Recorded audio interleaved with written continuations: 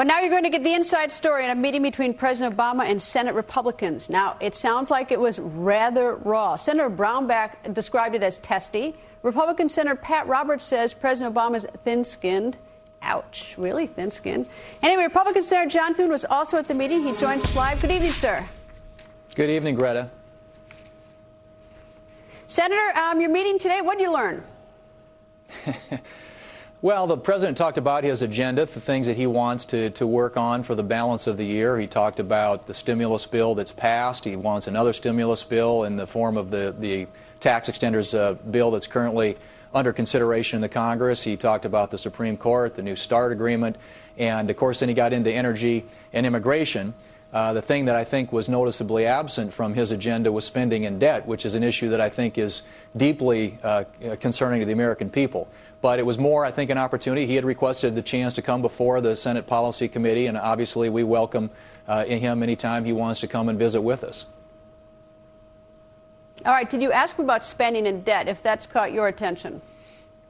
Well, that issue was raised. It was raised with him, and it's something that we believe has to be addressed. We think that the spending is out of control. We think that the $1 trillion stimulus bill, the $2.5 trillion expansion of health care, even the financial services regulation bill that passed last week was another $21 billion that we're adding to the debt. And this bill that I mentioned earlier that's before Congress right now would add another $150 billion to the debt. So there just seems to be no limit to the capacity or the appetite of his administration and the Democrats in Congress to continue to spend and borrow our country to where we're going to be remade into the image of Greece if we don't do something about it.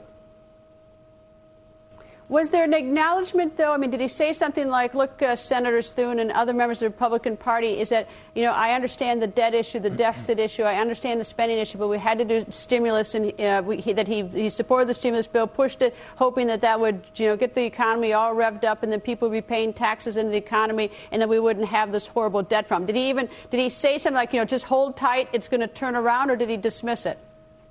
I think he believes, Greta, that the stimulus that was passed earlier is working. And we disagree with that. It may be creating some government jobs in Washington. It certainly isn't creating jobs out in the private sector of our economy. But what came out to me in this discussion is there are very clear differences between the President and Senate Republicans about how to address the problems that are facing the country. And he continues to talk about the need to create these new programs, and of course the biggest example of that, as I mentioned earlier, is health care. But I also think that going forward, all the things that he wants to accomplish require more spending, more borrowing, and more debt for our children and grandchildren. We don't think that's a prescription that's good for the future of this country. Why did two senators come out, one say that it seemed testy and the other say it was thin-skinned? Did it get a little rough and tumble inside there? I think the point that we were trying to make, at least certain of our members were, and I think it's a valid point, is that bipartisanship is a two-way street. The president comes up and wants to visit with us, which is great. We welcome that. But at the same time, he passes a stimulus bill on party line votes, essentially. He passes his health care bill on entirely party line vote. The financial services regulation bill was virtually almost a party line vote. And so what we see is the rhetoric of bipartisanship, but we don't see the action to follow it. And so there was some frustration among Republican senators. And there were also, as I said earlier, some very strong disagreements between Republican senators and the president about how to deal with and approach these problems. And the issues that he raised with us were all issues on which Republican senators had very strong views. So it was a spirited discussion. And I think the point that comes out of it is that there's got to be that bipartisanship is a two-way street. And so far, our members are very frustrated that they don't see any evidence that the president is following through on his rhetoric. What do you make of the fact that Senator McCain was there and they talked about immigration, and the president didn't announce he was about to issue a directive that he's going to send 1,200 troops, but it comes in a press release afterwards? Is that peculiar to you or not? It seems peculiar on the outside. It was peculiar. Clearly, they had made that decision. He raised the issue. Immigration was one of his main agenda items. We probably spent more time on that subject than any other subject.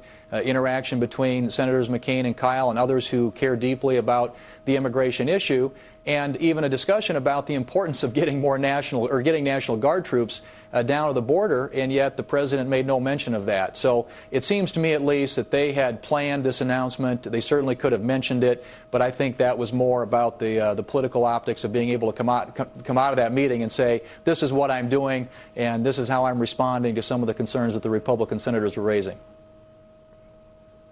Although it seems rather dismissive of the Republicans in there talking about an issue that's near and dear to them, it seems rather dismissive not to engage them in something or tell them about something that's about to happen. But maybe that's just me. I think that would, as you heard Senator McCain earlier, would concur with that assessment, as would most of the senators who were in the room during the meeting. Senator, thank you, sir.